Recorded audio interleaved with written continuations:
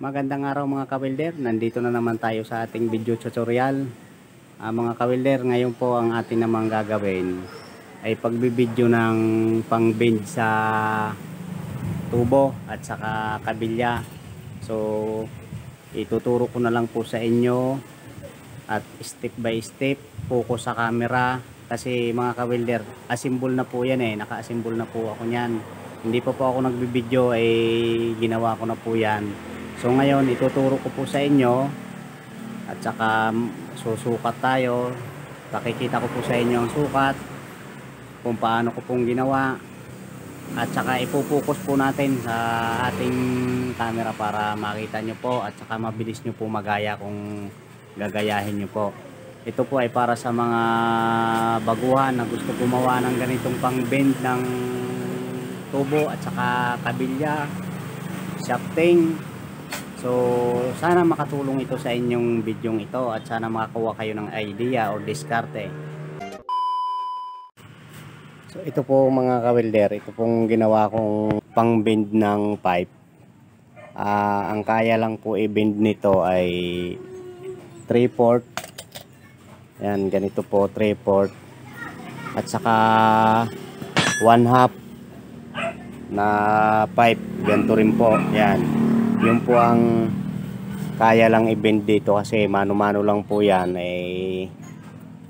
hindi na natin kaya pagka mga ganito na po ang laki na diuno. Sobrang laki na po yan, matigas na po.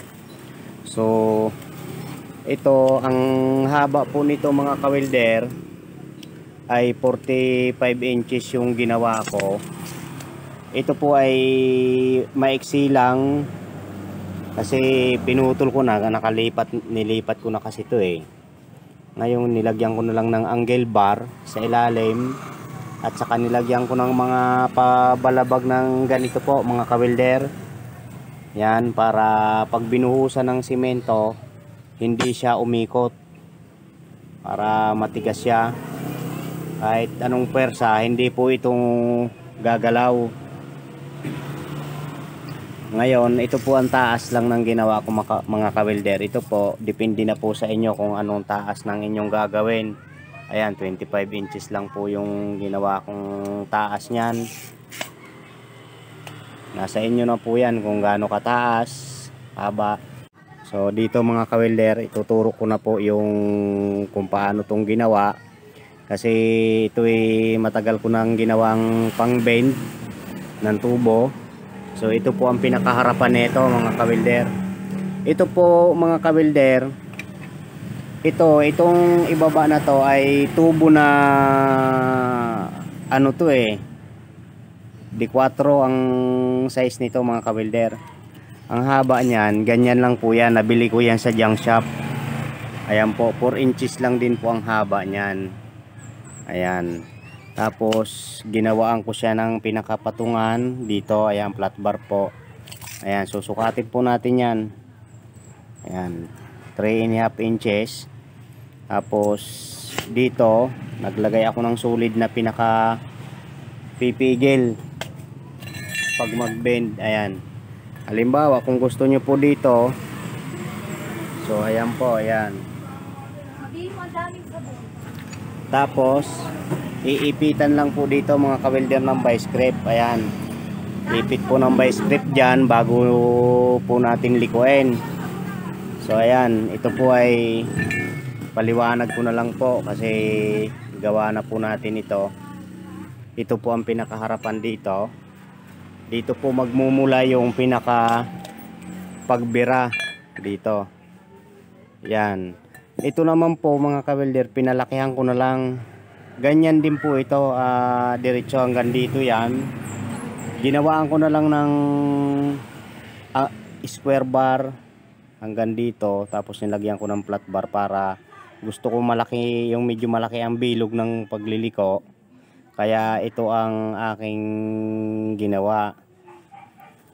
Lumaki-laki yung bilog. So kung gusto naman po ng maliit-liit lang ang bilog, ito dito po sa ibaba, pwede rin po dito. Ito naman po mga kawilder, ito po ay malaking bearing Malaking bearing po ito. Ang ginawa ko, kuha ko yung gitna, kaya ito siya. Ayun, may ukab na siya. Sakto lang yung 3/4. Ayan. Pero lagi po mga ka-welder, huwag kalimutan, lagi po may ipit na vice grip dito. Ayan. Dito po ang ipit ng vice grip. Bago po birahin. So ito po mga ka-welder. Halimbawa po mayroon kayong diretsong tubo o mahaba, pwede nyo na po gawin yan diretso na. Hindi na katulad nito na dugsungan pa. Kung mayroon kayong tubo na 5 ang size or 4, pwede na po yan. Lagyan nyo na lang ng ganito. Ayan. Focus po natin sa camera para once na gayahin nyo po, ayan, magagaya nyo po yan.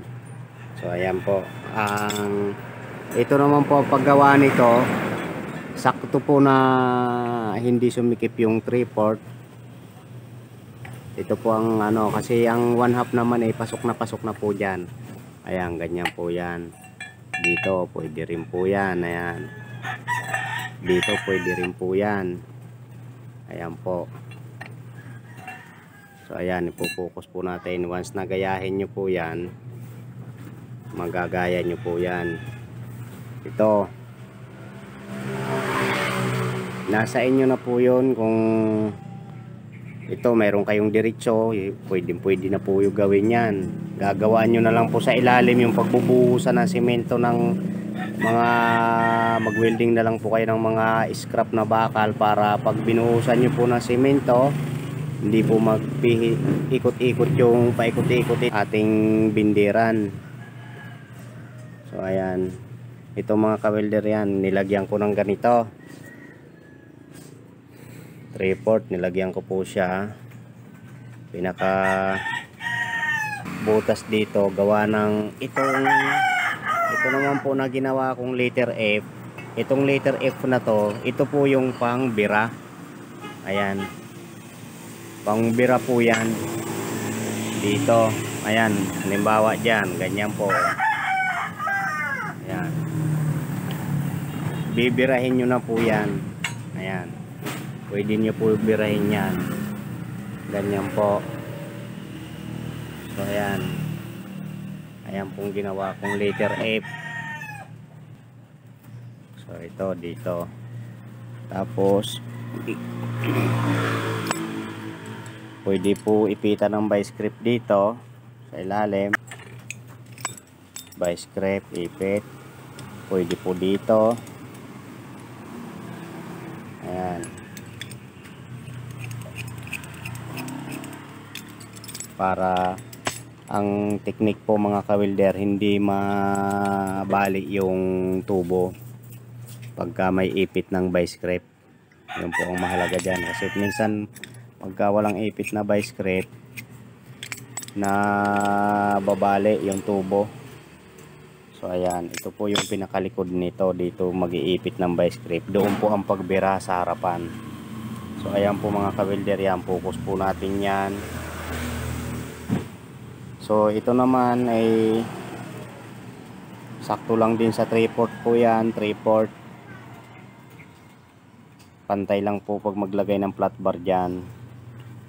So ang ginawa ko po mga ka-welder, luang niyan, ayan, 1 and 1/2.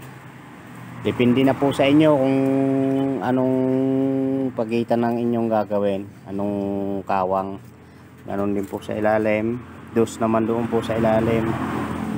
Ayan, hangganan nito at saka ito. So ito, bago natin ipaliwanag to mga ka-welder kung paano ginawa, bago po natin papaliwanag yan, tatry muna tayo magliko dito ng 1/2 na tubo. Anong kalalabasan ng liko talaga, para makita nyo po ang pagliko. So ito mga ka-welder, yan 1/2 po ito, 1/2. Ang kapal po ng nililiko ko dito ay schedule 40 ang kapal. Dito tayo sa gitna magsisimula. Try po natin magliko. Ayan, para hindi mabali, ipitan po natin ng vice grip.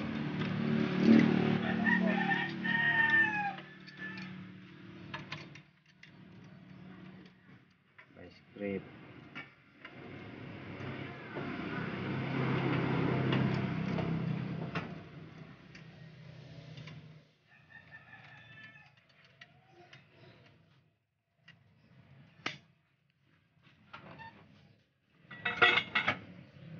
So ganito muna mga ka-welder yan. Ganito muna dyan. Okay.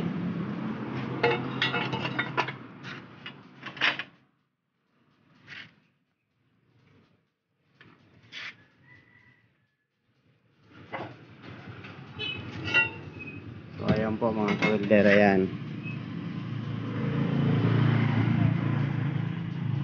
Ayan, ganyan po ang itsura mga ka-welder niyan. Ganon din po dito ang kalalabasan yan, ganon din po dyan sa itaas. So tatanggalin po natin ang vice grip.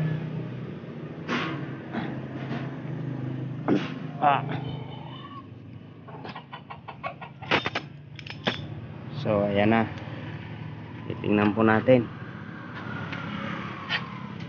Yun. So ayan po yan.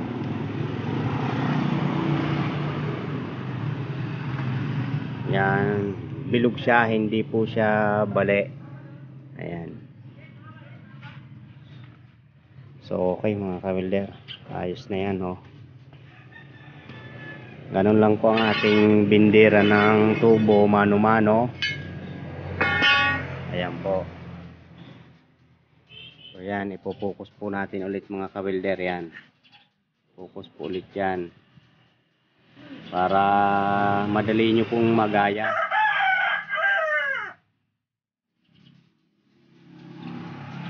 Ayan po, ayan. So gayahin nyo na lang po. Ayan, letter F na yan, pangbira ko po yan. Ayan.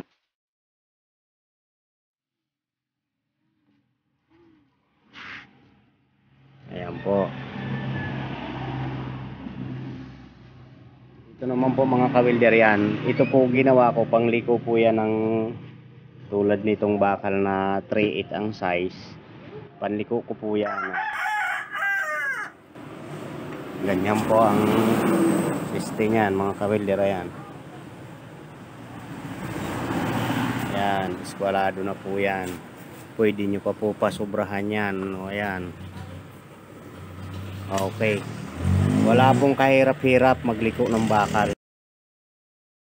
Ang paggawa naman nito, po-focus po natin sa ating camera.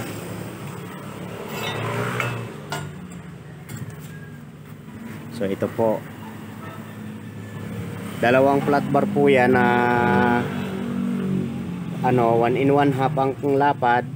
Pwede rin 2 inches ang lapad ng inyong gagawin. Ganyan lang po ang ginawa ko mga ka-welder.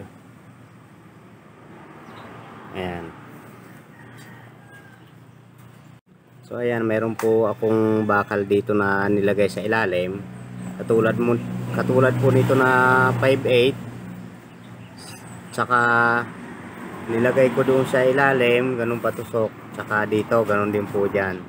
Tapos naglagay ako ng nut. Pwede rin naman tubo po ang gawin nyo, yung pipe. Para lumaro lang siya. Tapos masyado na po ito nakabuka, gawa ng tagal ko na rin pong gamit yan. Pwede po yung kabilaan ng pagliko dito, pwede rin po yan manggagaling.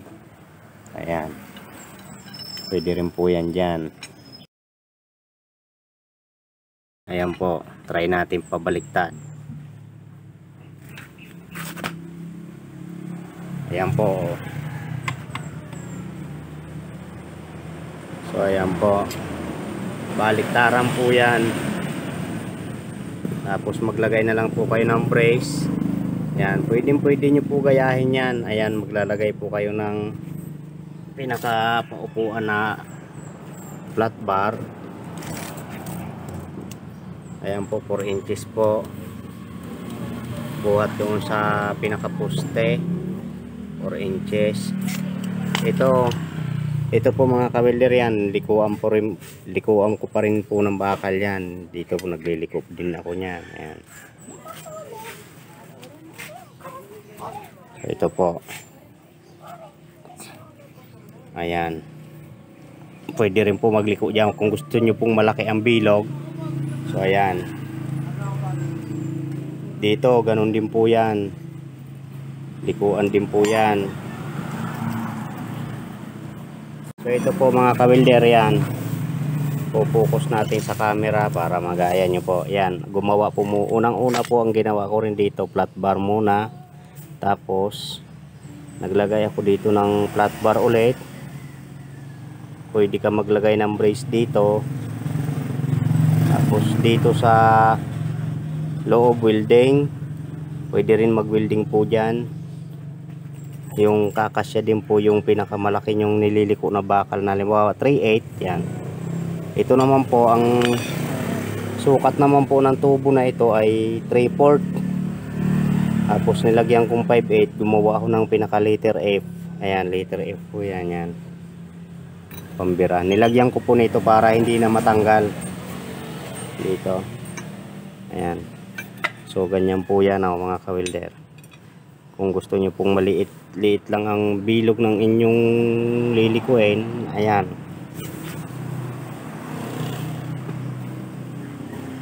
Ayan po.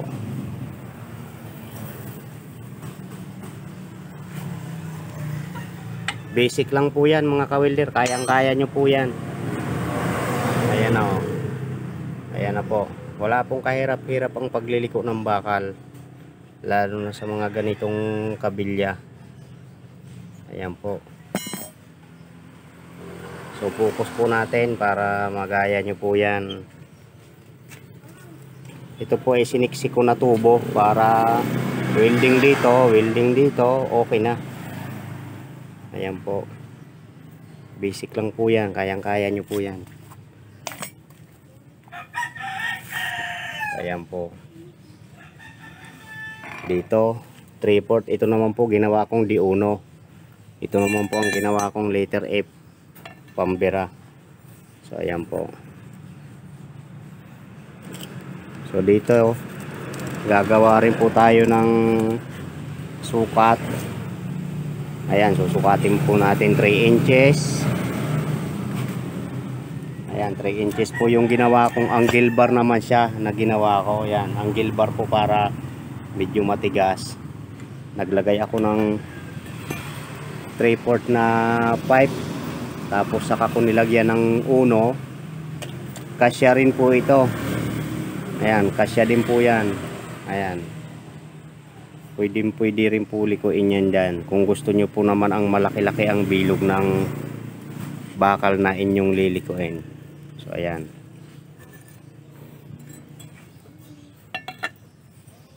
So try po natin likuin. Ayan mga kawilder, basic lang. Napaka simpleng likuin. Ayan.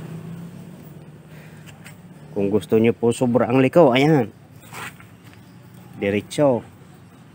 Ayan, literio na yan. Tanggal.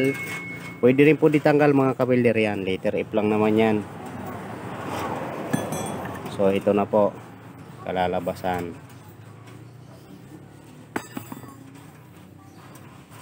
Ganyan lang po yan mga kawilder. Ayan, focus po natin lahat sila para once na gusto nyong magaya, ayan, madali lang. Yan, nagalaw po yan. Ganun din po yan. Ganun din po ito. Ito pwede ditanggal na rin. Pwede rin maglagay kayo po dito ng flat bar ulit para hindi na matanggal to. Ganyan pinaka-stopper para hindi siya mabunot, hindi siya maangat. Yan po.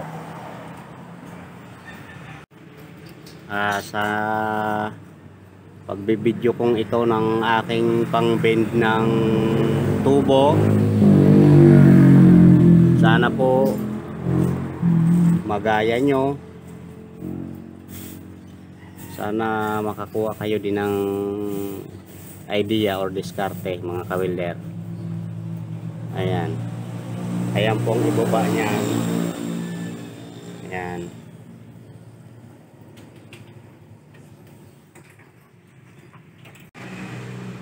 Ayan po mga ka-welder, tapos na po natin videohan yan. So ayan.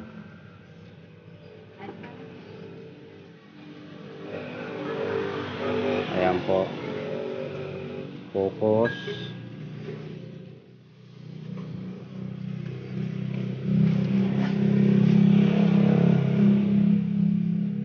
Ayan.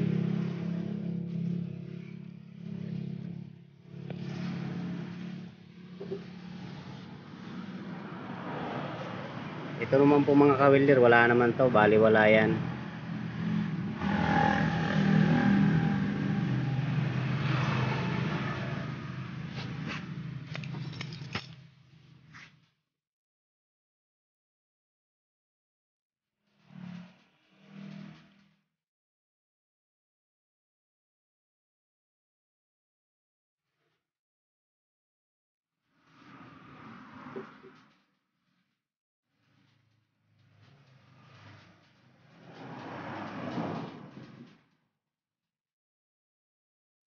Ayan, okay na po mga ka-welder, tapos na natin videohan yan.